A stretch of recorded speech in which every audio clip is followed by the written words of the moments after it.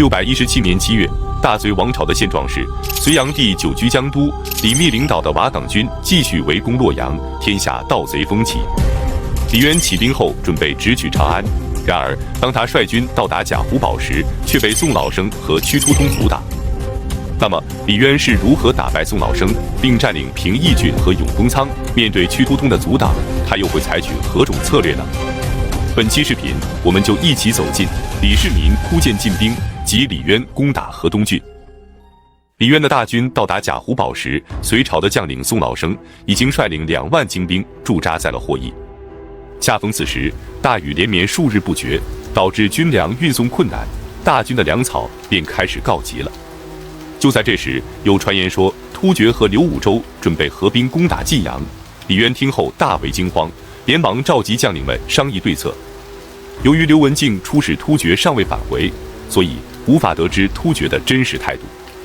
于是裴寂等人的意见是，宋老生和屈突通据险而守，短时间内必定无法攻下，可我们的军粮却撑不了太久。李密虽然答应与我们联合，但他的奸诈图谋难以揣测，不能依靠。晋阳是我们的根本，所有人的家属都在那里，不容闪失，所以不如速速返回，救援根本之地，然后再图谋举事。但19岁的李世民却提出相反的意见，他认为宋老生为人轻狂，一战便可将其擒拿。至于粮草，现在是稻谷成熟的季节，漫天遍野都是粮草，何愁缺粮呢？李密则不用考虑，他必定舍不得粮仓粟米，所以不可能向远图谋。关于刘武周和突厥人，他们表面上附和，其实相互猜忌。刘武周想图谋晋阳，但他肯定担心突厥人攻打他的马邑。我们之所以举义兵，是为了挽救苍生百姓，当务之急是立即进军关中，然后号令天下。可现在只是遇到小敌，就要立刻班师，恐怕跟随我们起义的人就会动摇。即使回去守住了晋阳，我们和贼寇又有何区别呢？李建成听后觉得李世民说的有理，劝告父亲继续进军，但李渊不肯听从，催促大军立即返回晋阳。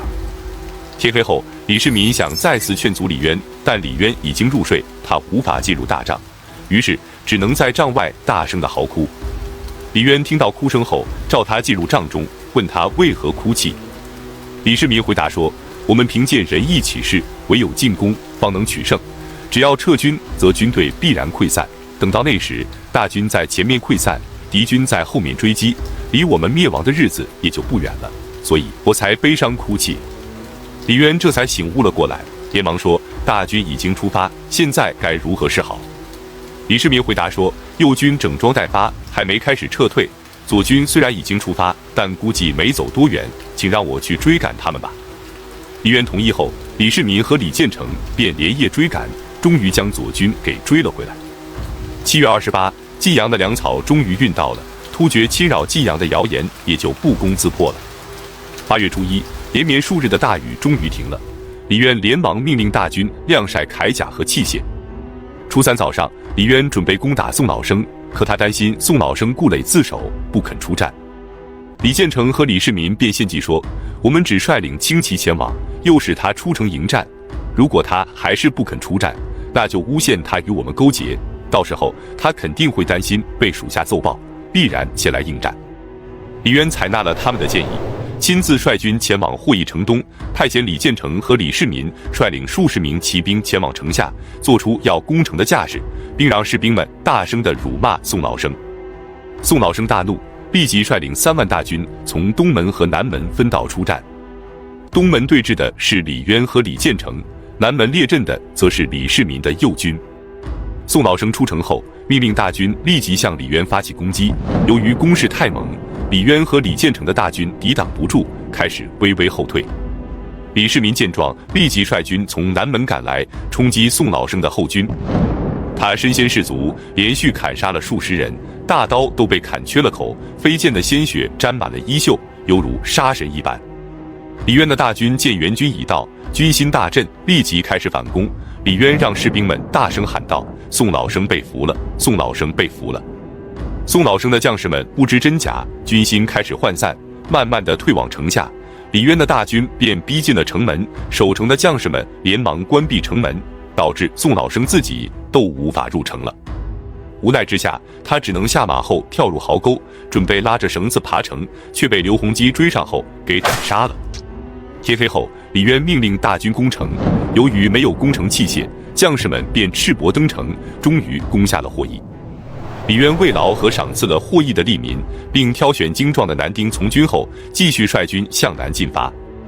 8月初8，大军到达临汾郡，李渊继续对临汾的利民进行慰劳和赏赐，然后率军向绛郡挺进。绛郡的通守陈叔达率兵据守，结果却被李渊的大军攻破。之后，李渊对陈叔达以礼相待，并任他为将。然后，大军向黄河东岸靠拢。8月15，大军到达龙门。这时，出使突厥的刘文静终于回来了，并且带回了突厥的骑兵500人，战马2000匹。李渊非常高兴。这时，河东郡的户曹仁圭对李渊说：“关中的反隋义军众多，其中以平邑郡孙华的实力最强，请让我去宣召他们。”李渊立即任命仁圭为银京光禄大夫，命其渡过黄河前去招抚。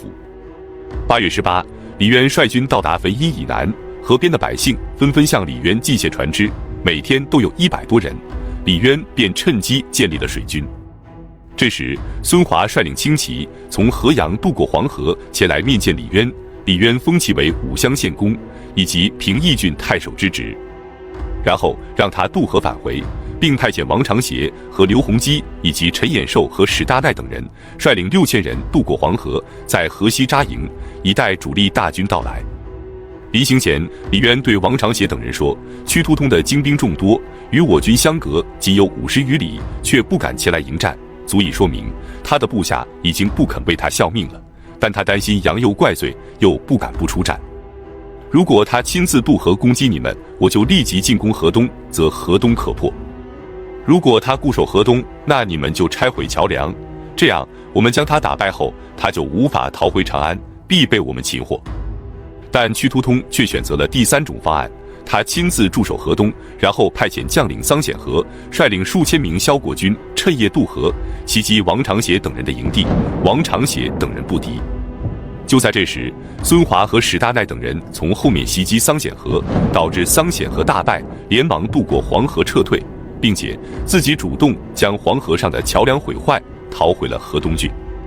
9月初8，平邑郡的太守萧造向李渊投降。同时，在仁圭的劝说下，韩城的守将也前来归降，使屈突通成为了困兽之势。9月初10，李渊率领大军包围了河东郡，屈突通则闭城据守，不与李渊交战。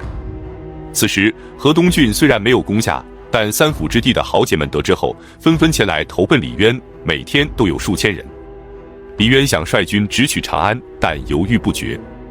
裴寂便说：“屈突通拥有大量的精兵，而且凭借坚城固守，如果我们直取长安不能攻克，将会腹背受敌，所以必须攻下河东，才能挥师西进。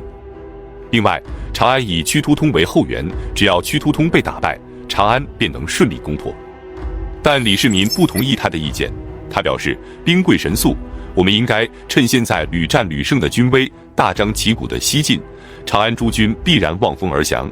如果我们滞留在这里与屈突通对峙，便是给长安留出了防备的时机。长此以往，众将必然沮丧，大事就彻底完了。至于屈突通，他现在仅能自守，不足为虑。”李渊思考良久后，决定将裴寂和李世民的方案全都采纳。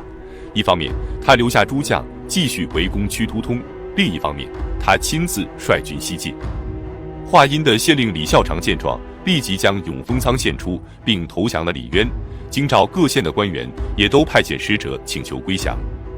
9月16，李渊率领大军进入了长春宫。2天之后，他让李建成和刘文静率领王长协和窦轨等将领驻守永丰仓，并阻挡潼关的隋军支援长安。